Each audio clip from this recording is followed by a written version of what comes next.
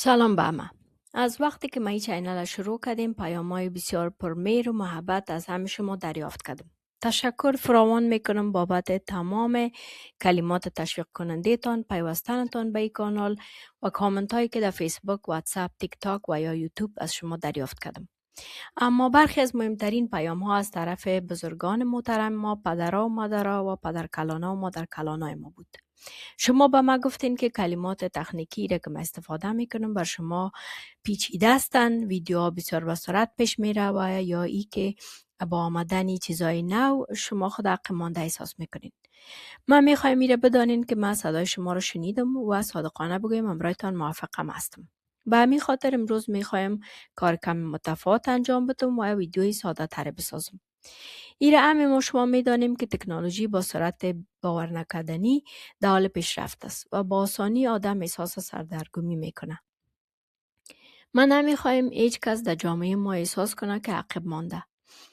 هدف ما این است که به هموطنان خود کمک کنیم تا این تکنولوژی در حال رشد بهتر درک کنند و از او بهره بگیرند و به همین دلیل است که این چینل ساخته شده. در این ویدیو ما تمام گپ های سریع و پیچیده تکنیکی را یک سو میگذاریم و با حوصله قدم به قدم با هم پیش میریم. هدف ما این است که به شما نشان بدم این چیز نو که به نام هوش مصنوعی یاد میشه اصلا چیزی نیست که از شما بترسین. برعکس این میتونه یک رفیق بسیار خوب و یک ابزار عالی باشه که به شما کمک کنه مستقل بمانین و شما میتونین امی حالا در تلفن خود فقط با گپ زدن از او استفاده کنین. اگر شما کسی هستین که قبلا با اینترنت یا هوش مصنوعی آشنایی دارین شاید این ویدیو بر شما نباشه، اما میتونین این ویدیو را با پدر مادر یا پدرکلان مادرکلانتان یک جا ببینین تا با اونا هم کمک شه. اولتر از همه بیاین به سوال بزرگی که در ذهن همه ماست پاسخ بگوییم. این هوش مصنوعی که در همه جا نامش میشنویم چیست؟ بیاین این ساده و آسان معنا کنیم. بر فهمیدنش فقط باید به دو کلمه نامش نگاه کنیم. اول کلمه هوش یا اینتلیجنس. ای فقط به این معناست که بسیار هوشیار و ذکی است. تقریبا هر کتابی که تا حال نوشته شده از تاریخ، شعر و ادیان گرفته تا ساینس، انجینری و طبابت همه چیز خوانده، یعنی هر چیز میفهمه. دوم و مهمتر از همه کلمه مصنوعی یا artificial. این فقط به این معناست که ساخته دست بشر است. مانند ما و شما روح نداره و توسط خداوند جور نشده. این فقط ابزار است که انسان‌ها ساختن تا به انسان‌ها کمک کنند. شاید بهترین راه برای فکر کردن در مورد هوش مصنوعی ای باشه که او را به حیث یک ماشین پیچیده و ترسناک یا جادو نبینین، بلکه از او مثل دستیار شخصی خودتان استفاده کنین. تصور کنین یک دستیار بسیار هوشیار دارین که همیشه همراه شماست، در جیبتان، داخل تلفنتان. و قسمت فوق‌العاده‌اش میفهمین چیست؟ اویی است که این دستیار بی‌نهایت با حوصله است. شما حتما از اولادای یا نواسای خود میخواین که در استفاده تلفنتان با شما کمک کنند. گاهی اونا مصروف هستن، گاهی دیگه هم خسته و بی‌حوصله میشن. چون شما هم سوال دیروز دوباره پرسیدین. و وقت تکنولوژی اونطوری که باید کار کنه کار نمیکنه، شما حتی ای را میگوین که این تکنولوژی دروغ است.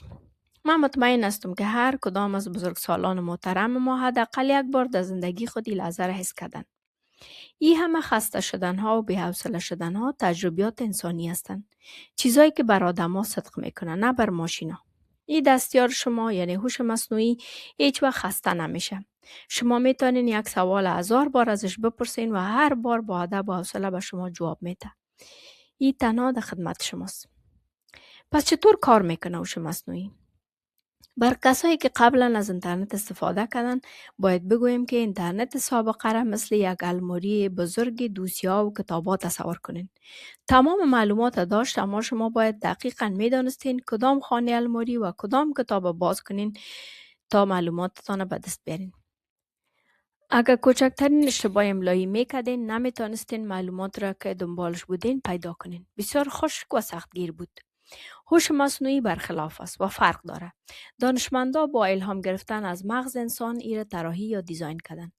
درست همونطوری که مغز ما شما خاطرات و تجربیات با هم وصل میکنه و از اون نتیجه گیری میکنه، هوش مصنوعی همچنان اطلاعات به هم وصل میکنه.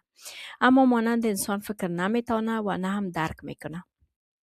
یگانه کاری که میکنه ای است که معلومات را که دریافت کرده منظم کنه و از بین او همه معلومات بیشمار مشابهت ها، ارتباطات و نمونه ها را پیدا کنه. انسان ها میتونن این کار بکنن، اما مغز ما برای تحلیل مقدار بسیار زیاد از معلومات در یک لحظه محدودیت های طبیعی داره. در مقابل سیستم های هوش مصنوعی میتونه حجم عظیمی از معلومات بسیار سریع تحلیل کنه. اگرچه هنوز قضاوت انسانی احساس و درک واقعی را نداره. این فقط یک ماشین حساب نیست. زبان و نمونه های ارتباطی انسان ها را هم میفهمه. حتی اگر دقیقا نفهمه دنبال چی هستین، اون میتونه که منظور شما را بگیره و راهنماییتان کنه. پس چرا گاهی از این میترسیم یا احساس سردرگمی میکنم؟ میدانم که شاید هنوز هم کمی به شما عجیب به نظر برسه. از بزرگان شنیده بودم که وقت بر اولین بار تلویزیون در قریه آمده بود، مردم نطاق روی سفر می دیدن و فکر میکردن داخل صندوق بند مانده. یا خانما صورت خود می پوشاندن چون فکر میکردن مرد بیگانه وارد خانه شده. حالا شاید بالای او قصه ها کمی بخندیم، اما این نشان میده که ناراحتی یا ترس از چیزهای جدید کاملا طبیعی است. این خصلت انسان است. ما هم کمی محتاط هستیم نسبت به چیزهایی که هنوز نمیفهمیم. هوش مصنوعی هم یک چیز جدید است که هنوز را درست درک نکردیم. هدف من این است که این فکر از بین ببرم که هوش مصنوعی جادو است. این جادو نیست. این فقط قدم بعدی در پیشرفت علمی است. حالا شاید تعجب کنین و بپرسین خوب که کمال داره و عالی است، چرا رایگان است؟ مفت چرا میده؟ کاسه زیر نیم کاسه چیست؟ و یک سوال عالی است. جواب ساده ای است که این شرکت ها او را به خاطر رایگان میتن که وقت ما شما از استفاده میکنیم در حقیقت به بهتر شدنش کمک میکنیم. هر سوالی که از او میپرسیم به او یاد میدیم که انسان ها را کم بهتر درک کنه. پس شما فقط یک استفاده کننده نیستین. شما بیشتر شبیه یک آموزش دهنده یا استاد هستین. شما فقط با گپ زدنتان به ساختن آینده تکنولوژی کمک میکنین. جالب است نه؟ پس از این نترسین. این تنها یک ابزار است، یک دستیار هوشیار و صبور در تلفنتان. راز صحبت کردن با هوش مصنوعی چیست؟ بر به دست آوردن بهترین جواب باید با این راز آشنا شوین. نسل جوان به این میگویند پرامپتینگ. نام شاید سخت و مدرن معلوم شود، اما دقیقاً کار بسیار ساده است. با هوش مصنوعی دقیقاً مثل یک خیاط ماهر رفتار کنین. بر یک لحظه فکر کنین. اگر شما پیش یک خیاط برین و فقط برش بگوین برم کالا جور کن، چی میکنه؟ با وجودی که او کاملا گیج است و نمیدانه که شما پیرندنبان میخواین یا دریشی یا کدام لباسی دیگه، رنگش نمیفهمه، اندازه شما رو نمیدانه، ولی بر خوش نگه داشتن شما یک لباس تهیه میکنه. نتیجه احتمالاً چیزی میشه که شما خوشتان نمیآید. اما اگر به او دقیقاً بگوین که لطفاً برام یک پیرندنبان آبی به سایز یا اندازه خودم با یک اندازه سفید و استایل کندهاری جور کو، حال دقیق میفهمه که چی کار کنه. هوش مصنوعی هم دقیقاً همینطور است. یک درخواست گنگ مثل یک قصه بگو و شما یک قصه معمولی و تصادفی میده. اما یک درخواست مشخص که بگوین قصه یک عروسی در کابل در سالهای 1970 برام بگو، حال ای به شما چیز خاص میده. هر قدر جزئیات بیشتر بدین نتیجه بهتر میگیرین. پس شرم نکنین. طوری با او گپ بزنین که فرمایش خود به یک خیاط توضیح میدین. مشخص و دقیق باشین. بیاین راز خیاط ماهر خود در عمل ببینیم توسط 3 مثال زندگی واقعی که با شما کمک کنه. اما قبل از او فقط یک بار از پسر، دختر یا نواسی خود بخواین که اپلیکیشن چت جی پی تی را در تلفنتان اینستال کنه یا نصب کنه. وقت نصب شد دنبال دایره سیاه بگردین. این دستیار نو شماست. روش تپ کنین تا باز شود. اینجا یک عکس کوچک میکروفون میبینین. روی او تپ کنین و اینجاست که جادو شروع میشه. دیگه نیاز نیست با او کیبورد کوچک بنویسین. فقط گپ بزنین. 3 چیز مشخص که میخوایم براتون نشان بدم است. اول، درخواست برای آرامش روانیتان. میتونین ازش بخواین که براتون یک قصه بگوید. مثلا میتونین بگوین سلام.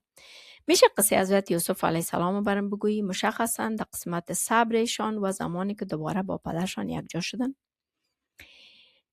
حالا براتون قصه را تهیه میکنم. اینجا میخوایم یک نکته بسیار مهمه برای دری زبان‌ها و پشتو زبان‌های خود بگویم. اگر شما با انگلیسی از این استفاده کنین متوجه میشین که هوش مصنوعی با یک صدای بسیار طبیعی و انسانی گپ میزنه. دلیلش است که هزاران سال به زبان انگلیسی آموزش دیده. اما در دری و پشتو هنوز هم در حال یادگیری است. او بسیار هوشیار و ذکی است و متن بسیار مقبول نوشته میکنه، اما هنوز به اندازه کافی تمرین نشده که گپ زدنش عالی باشه. پس وقتی جواب آمد شما دو انتخاب دارین. اگر میتونین متن بخونین که عالی است، اما اگر ترجیح میدین بشنوین میتونین روی این دکمه کوچک سپیکر یا بلنگو تپ کنین. این قصر برتان میخوانه. اما باید بگویم که ممکن است کمی شبیه ربات باشه یا لهجهش کامپیوتری معلوم شود. خبر خوشی است که قانون خیاط ماهر که در بالا صحبت کردیم هنوز هم در این کار میکنه و حتی با لهجه کامپیوتری هوش مصنوعی گپ ما شما را میفهمه. دوم، درخواست برای استقلال شما. به جایی که منتظر کمک دیگران باشین میتونین خودتان مشکلتان حل کنین. مثلا ازش بپرسین زنگ تلفن آیفون 14 ما بسیار پخش است، چطور میتونم صداش بلند کنم؟ او به شما مراحل ساده را به حساب 1 2 3 میته و یکی یکی شما انجام بدین و مشکلتان حل میشه. پس ببینین شما مشکلتان خودتان حل کردین و نیاز نبود منتظر کس بمانین. سوم، درخواستای روزمره تان میتونین ازش بپرسین. مثلا تاریخ امروز چی است؟ یا وقت نماز عصر در شهر کابل چی وقت است؟ و یا هر سوال دیگه که دوست دارین ازش بپرسین. پس در جمع بندی مهمترین گپی که میخوایم از تمام صحبت ها بگیرین دو نکته است: صدای شما و آینده شما. اما حقیقت دیگه ای هم است که ابزار از بین رفتنی نیست. در واقع دیر یا زود همه چیز در اطراف ما، از نوبت گرفتن دکتر گرفته تا خرید سودا یا شنیدن اخبار توسط همین تکنولوژی کنترل میشه. ما نمیتونیم جلو آینده را بگیریم، اما میتونیم برای او آمادگی بگیریم. و خبر خوشی است که نیاز نیست به کدام صنف خاص برین تا یاد بگیرین. تنها چیزی که نیاز دارین صدای خودتان و ذهنیت درستتان است، به معنایی که شما یاد گرفته میتونین. لطفاً هرگز فکر نکنین که تکنولوژی فقط برای جواناست. چون جالب اینجاست که این ابزار جدید در حقیقت برای بزرگسالان ما هم آسانتر از چیزهای سابق هستند. چرا؟ چون برای اولین بار شما میتونین فقط از صدای خود استفاده کنین. طبیعی ترین و راحت ترین ابزاری که خداوند اختیار ما شما قرار داده، یعنی صدای ما. من شما را با این فکر تنها میگذارم. شما حالا یک دستیار با حوصله و فوق‌العاده دانا دارین که در تلفنتان منتظر شماست و راز گپ زدن با او را هم امروز یاد گرفتین. دقیق باشین، مثلی که با یک خیاط ماهر صحبت میکنین و فرمایش میدین. پس سوالم از شما است: اولین چیز که قرار است از او بپرسین چی خواد باشه؟ نظرات خود در اینجا برام نوشته کنین یا در واتساپ یا فیسبوک برام روان کنین. اگر بزرگ در زندگیتان دارین که با تلفن خود مشکل داره یا دوست داره از هوش مصنوعی به عنوان دستیار استفاده کنه، لطفاً با اونا بشینین و این ویدیو را همراهشان ببینین و همچنان دکمه مایکروفون با اونا نشان بدین. تشکر از نظریات صادقانه شما. اگر معلومات چینل به شما کمک میکنه لطفاً لایک کنین، سابسکرایب کنین و با دیگران شریک بسازین. تا دیدار بعد، در پناه خداوند باشین.